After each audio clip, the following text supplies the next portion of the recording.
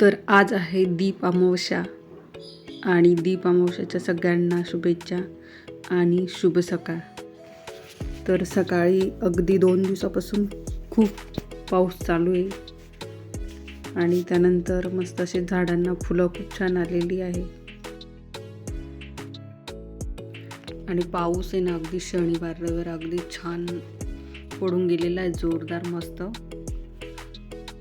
कारण अमावस्याला हा पाऊस येतच असतो, त्यामुळं पाऊस 2 दिवस छान झालेला. आता थोडासा कमी झालेला आहे. तर पाऊस अगदी छान झाल्यानंतर आहे ना सर्व झाडे सर्व असे स्वच्छ छान झालेले आहे. तर चला म्हटलं आता देवपूजेसाठी आपण फुले तोडून घेऊ. पण तर भूमीला म्हटलं तू कॅमेरा पकड आणि मी फुलं तोडते म्हटलं. तर छत्री घेऊन मी आता हे बटन गुलाबचे सर्व फुलं तोडून घेते, थोडे म्हणजे जे उमरलेले आहे ते. आणि त्यानंतर इथे साईडला गोकर्णाचे आहे, तर तेही फुले आता पूजेसाठी मी काढून घेणार आहे.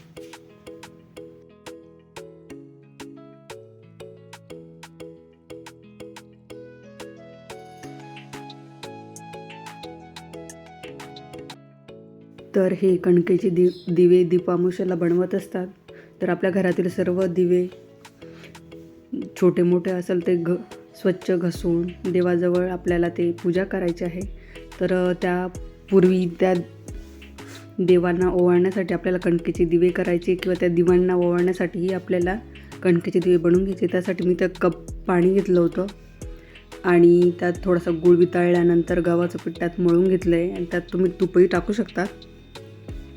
तर अशा प्रकारे मी दिवे बनवून घेते. आता इथे मी 7 दिवे बनवणार आहे. तर आपल्या आवडीनुसार आपण 5, 11, 21 असे बनवत असतात. तर इथे मी 7 दिवे बनवून घेते आणि दिवे बनवून झाल्यानंतर त्यांना आपल्याला 10 ते 15 मिनटं वाफही देऊन घ्यायची.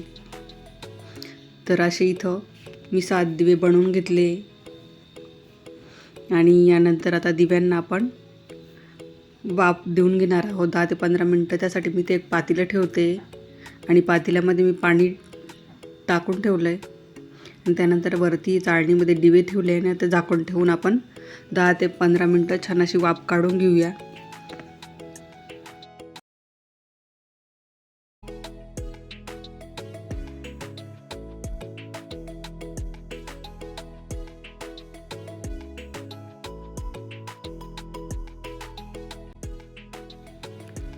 तर इथे मी देवपूजा करून घेतलेली आहे. सर्व देवांना आंघोळ घालून देव असे छान बसवून ठेवलेले आणि त्यानंतर इथे पितळाचे जे दिवे होते मी ते त्यांना स्वच्छ घासून पुसून आता दिव्यांची मांडणी करून घेते. खाली मी दिव्यांच्या तांदूळ ठेवले आणि त्यावरती हळदी कुंकू टाकून त्यावरती मी दिवे ठेवून दिले आहेत आणि त्यात वाती घालून तेलही टाकून ठेवलं आहे. त्यानंतर म्हणजे आपल्याला पूजेच्या वेळेला सर्व दिवे लावता येतील. तर त्यानंतर मी त्या गणपतीची स्थापना करून घेते.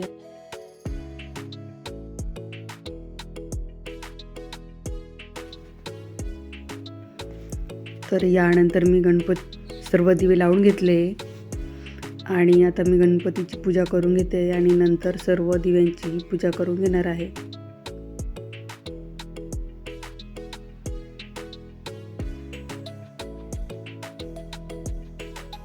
तरी यानंतर मी समईलाही हळदी कुंकू लावून घेतले आणि सर्व दिव्यांनाही हळदी कुंकू लावून घेते.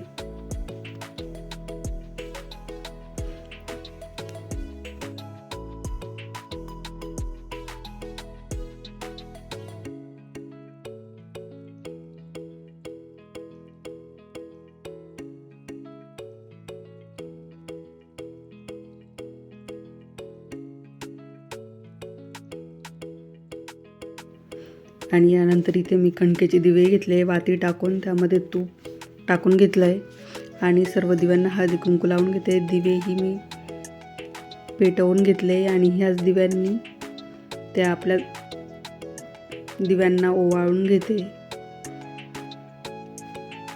आणि माझी इथली पूजा झाल्यानंतर मी आरवलाही ओवाळून घेतलं, कारण मुलगाही हा आपला वंशाचा दिवा म्हणतात म्हणून लहान मुलांनाही ओवाळून घ्यायचं आहे त्या कणकेच्या दिव्यांनीच.